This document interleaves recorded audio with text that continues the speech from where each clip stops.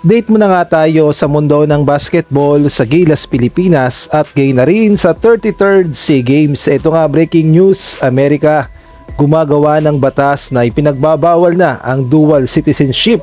Samantalang ang ating Gilas, Pilipinas handang-handa na at nagpa-practice na para sa SEA Games. Ngunit bago tayo magpatuloy, pakipindot naman ang like, subscribe at ang notification bell para updated ka sa susunod kong i-upload.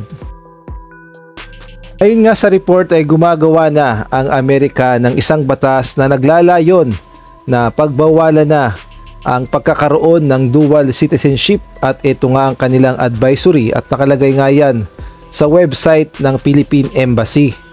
Ang sabi nga dito, proposed Senate bill ending dual citizenship in the United States of America.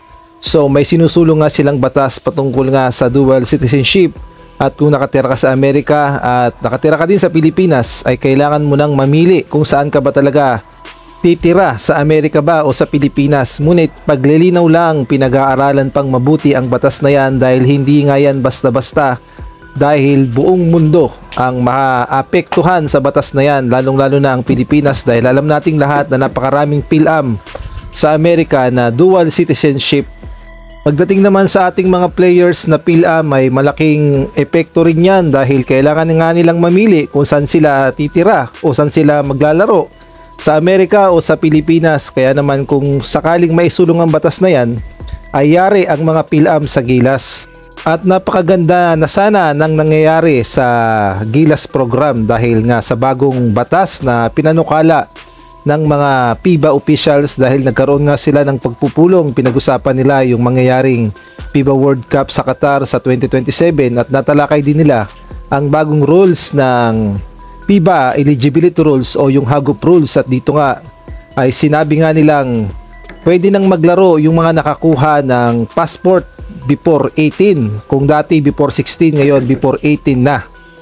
Ngunit kung maipapasa nga ang batas na ito sa Amerika, yari talaga dahil mahihirapan na tayong kumuha ng mga Pilipino-American sa ating Gilas Pilipinas o hindi na tayo makakapag-recruit. Napakarami pa namang potential na mga Gilas Pilipinas players na malamang nakakuha ng Philippine passport bago sila mag-16 o bago sila mag-18 at sila pa naman ang mga candidate para sa Gilas Pilipinas local players. Pero kung nagkataong naisabatas ngayon ay hindi na tayo makakakuha ng mga PhilAm players. Ngunit pinag-aaralan pa naman at sana ay wag matuloy ang batas na yon sa Amerika.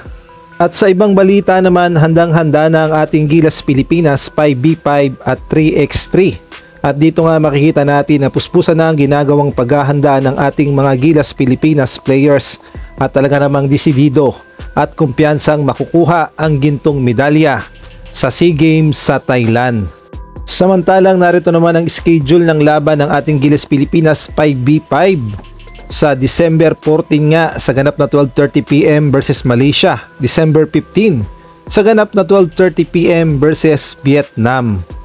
Ang atin namang Gilas Pilipinas 3x3 sa pangunguna ni Ange Kwame ay nasa Thailand na at handang-handa na, at dito nga makikita natin na nagpa-practice na sila para sa 3x3 dahil mabigat din ang kanilang mga makakaharap at handang-handa na nga sila sa kanilang mga magiging laban. At ito nga ang schedule ng laban ng 3x3 Gilas Pilipinas, December 10, 12:50 PM versus Vietnam, at December 10, 5:20 PM versus Malaysia, at December 11, 12 PM versus Laos.